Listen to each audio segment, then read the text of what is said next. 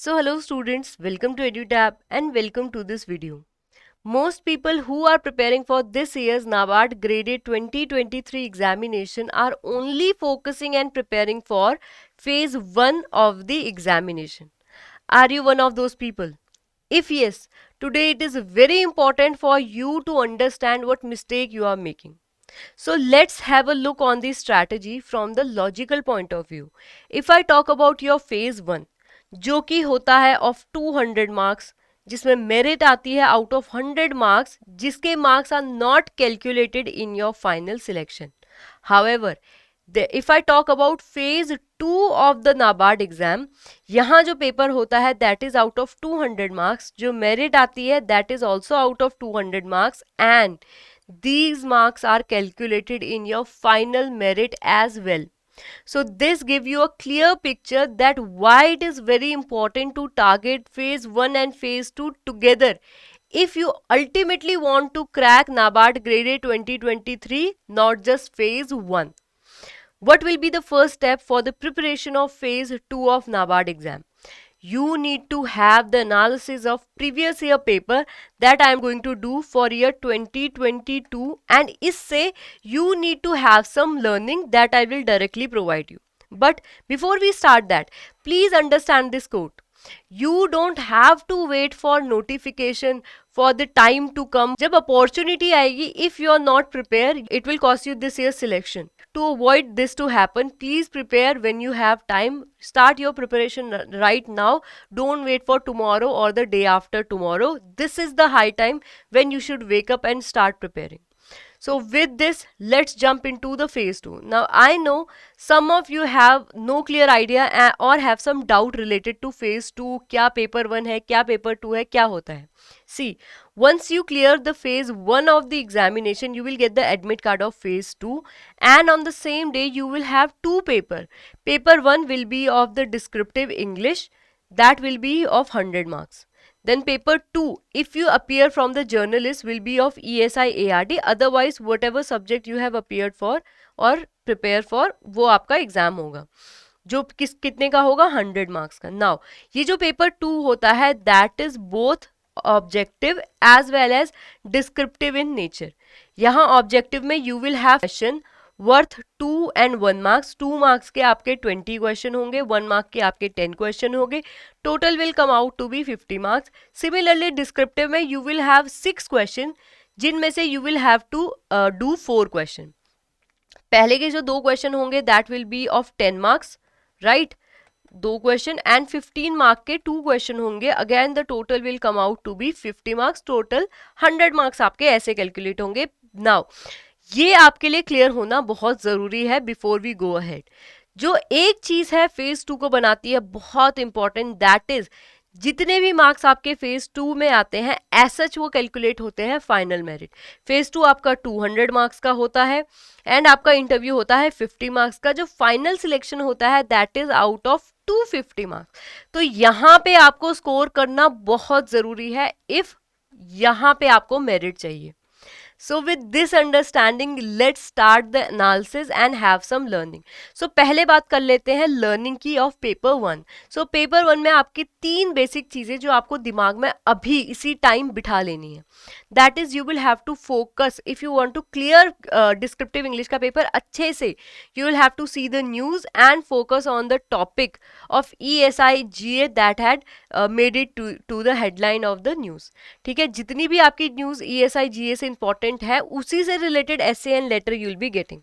Then time management is very crucial in case of descriptive English. कहीं पे भी आपने डिस्क्रिप्टिव लिखना है, टाइम आपको मैनेज करना है. उससे इंपॉर्टेंट क्या है, if you are able to maintain your word limit well and keep your answer error free, you will get the best marks you could. ये जो 2 चीजें हैं ये बहुत इंपॉर्टेंट होती है and I will explain this to you and this to you. ये आपको मैं थोड़ा सा ट्रिक बता दूंगी how you can achieve this, right. So first of all paper 1 का एनालिसिस पे ध्यान दे. तो यहाँ जो डिस्क्रिप्टिव इंग्लिश होती है दैट इज जिसमें 3 क्वेश्चन आते हैं. 1 will be the essay, the second will be precis, third will be letter writing. काफी बार रीडिंग कॉम्प्रिहेंशन आ जाता है बट 2022 में दिस वाज द केस कि यहाँ पे आए थे एसे 40 मार्क्स का, precis 30 and letter was also of 30, total again was 100 letter. और काफी बार लेटर के साथ रिपोर्ट भी आपकी ऑप्शनल होती है, but that is optional, right. So if I talk about the essay, so 2022 में देखो एसेज के टॉपिक कैसे आ रखे थे, these are very much related to your current affair. Manufacturing, you know MSMEs पे गवर्नमेंट कितना ध्यान दे रही है, स्टार्टअप पे गवर्नमेंट कितना ध्यान दे रही है to boost the secondary sector, और उसी केस में आपके क्वेश्चन आ रखा है, ऐसे आ रखा है। Then education policy and agriculture में कैसे यूथ को गवर्नमेंट प्रमोट कर रही है, एग्री क्लिनिक खोल के, इंसेंटिव दे के, ड्रोन टेक्नोलॉजी प्रमोट करके, उससे related you have the question here. Then आपको पता है कैसे post harvest technology through the development of the cold storage and other, government कैसे इंप्रूव करने की कोशिश कर रही है of the storage structure of India, and regarding this you had a question in year 2022. Then one question always in NABARD is very generic in nature, but that require a lot of current knowledge. So यहाँ पे the climate change, biodiversity and wildlife पे was the topic. For this, don't think कि you can only write the static portion. आपको यहाँ पे example के through लिखना पड़ेगा if you want to write properly a good essay. So paper 1 से you need to have a clear understanding कि news वाले टॉपिक कितने इंपॉर्टेंट होते हैं, एंड यहाँ पे भी आपको टोटल जो टाइम मिलने वाला है वो लिमिटेड मिलने वाला है। So that is why it is very important that जितने भी क्वेश्चन आपने करने हैं, यहाँ देखो 300 मार्क्स का आपका ऐसे आ रखा है, ठीक है, आप इसको सर्टेन टाइम देंगे, then you will have to do the precis जो 30 मार्क्स का आएगा। Now the case with precis is although you will have to write a limited number of word, for that you need to first of all read the whole para, right? You need to make it precise, then you need to write it. अगर इनसे related the basic and technicalities you don't know, Naveer sir की video चल रही है, please do watch it, आपको बहुत clarity मिल जाएगी in case of essay, precis and letter writing. Now coming to the letter writing, here again you can see, let me just clear the slide for you all. So right, so these were the question in your letter writing. यहाँ easily you can see कि कैसे question आते हैं, both formal and informal in nature, but please be sure यहाँ पे जैसे हम schools में लिखते थे हमें वो लिखना avoid करना है, यहाँ पे we'll have to write very technical letters, तभी हम अच्छे marks लेके आएंगे, otherwise वो school वाले ही marks मिलेंगे। So now I hope you have the clarity कि क्यों time management बहुत important है नाबार्ड के डिस्क्रिप्टिव इंग्लिश के लिए, ऑल्सो करंट अफेयर क्यों इंपॉर्टेंट है। Now coming to how you can reduce the error and maintain the word limit. So whenever you write any essay, precis, letter, you will have to either download the Grammarly or you will have to go on their website, copy paste your answer and check. You will find out कितनी basic mistake करते हैं, काफ़ी बार हम इसको OS लिख देते हैं, which when we are typing a lot हमें ध्यान नहीं रहता है, बट वो ग्रामरली पकड़ के आपको बताएगा। Once you are about aware about these mistake, you can avoid making these mistake in the examination, जब एक्चुअल एग्जाम होगा, राइट? तो अभी जितनी मिस्टेक करते हैं, कर सकते हो, कर लो, that will in long run will be very good for you, क्योंकि वहां अवॉइड कर पाओगे। सो ये आपकी पेपर 1 की कुछ बेसिक एनालिसिस एंड लर्निंग है, प्लीज उनको अभी समझो, देखो और उसको थोड़ा सा हैबिट में लाओ। Coming to paper 2 of ESI and ARD, otherwise you will have the paper जिस सब्जेक्ट से आपने अपियर किया है, this only fetch the people who are giving the journalist stream. So you need to have a combined preparation of ESI ARD। ये मैं again and again काफी बार बोल चुकी हूँ, whenever you are preparing for phase 1 of ESI and ARD, वहीं पे prepare कर लो अच्छे से। फेज 1 के लिए you will have to focus on the fact, phase 2 के लिए you will also have to focus on a little depth कि why and what is there. We'll also see the question related to this in next slide. Then before you start to write an answer, you need to have your facts with you. जो भी मैं लिखने जा रहा हूँ वो मुझे कितना क्लियर है। What happen is the people start writing the answer, क्योंकि ऑप्शन मिलते हैं, राइट, जिससे बहुत कंफ्यूजन क्रिएट होता है। People start writing, then after they have written 100 word 150 word, they realise कि okay no I can write better the other option, so they just delete it all, then they start rewriting. What happened due to this? You are not able to manage your time, जो बहुत crucial है if you want to target a good score. Then current affair are equally important. Although यहाँ हमने कहा था the descriptive answer is there, people usually assume कि इसके लिए static portion मुझे पढ़ना होगा, current में से क्या ही आ जाएगा। I will show you the question so you have a understanding कि कैसे क्वेश्चन आते हैं इन फेज 2 का paper 2. So first of all पहला पॉइंट डिस्कस कर लेते हैं, why you need to do a combined effective study. So here see, जो फेज 1 में आपके क्वेश्चन आया था that was pertaining to organic farming, right. Similar line पे ऑर्गेनिक फार्मिंग से ही रिलेटेड उसके दूसरे पर्सपेक्ट से रिलेटेड क्वेश्चन आपका आ रखा था on same year in phase 2. अगर करंट की बात करूं, देखो सेम क्वेश्चन आपका फेज 1 एंड फेज 2 में रिपीट हुआ था. This happens a lot. तो कभी भी आप फेज 1 का पेपर दे के आ रखे हैं, if you are targeting good, उसी लाइंस पे पेपर आता है, बस थोड़ी सी डेप्थ बढ़ जाती है. सो फेज 1 आपका kind of mirror it work like कि फेज 2 में किस तरह के क्वेश्चन आ सकते हैं. So accordingly you will have to prepare. इतना वेट मत करो कि फेज 1 के लिए आई ओनली रीड फैक्ट, उसके बाद जब फेज 1 का एडमिट कार्ड आएगा then I start preparing phase 2 के लिए ESI ARD. This will be very wrong. Now coming to the second learning of why the current affair is important, why you need to have a clear idea कि जो मैं लिखने जा रहा हूँ, do I know this?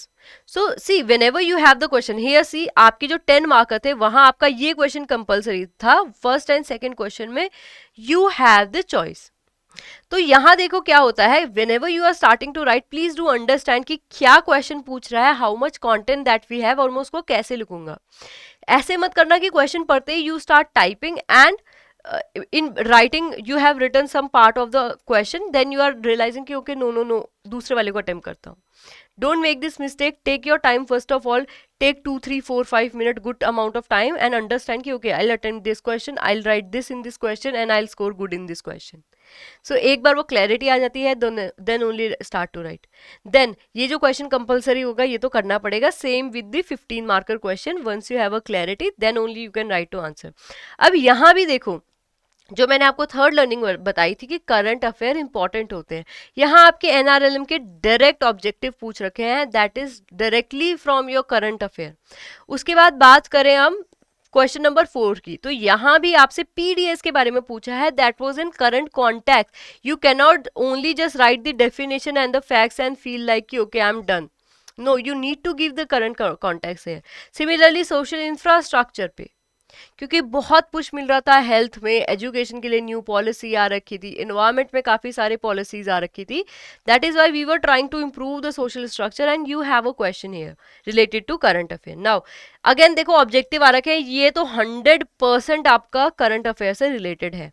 So if you want to score a good marks in descriptive please also focus on the current affair part. Now थोड़ा सा मैंने करंट अफेयर यहाँ बता दिया, ये तो हो गया डिस्क्रिप्टिव के लिए. If I talk about the objective portion, current affair आपके कितने आए थे, 18 question, that were the 31 marks in phase 2. तो ये टोटल 50 मार्क्स में से 31 मार्क्स की only current affair was there.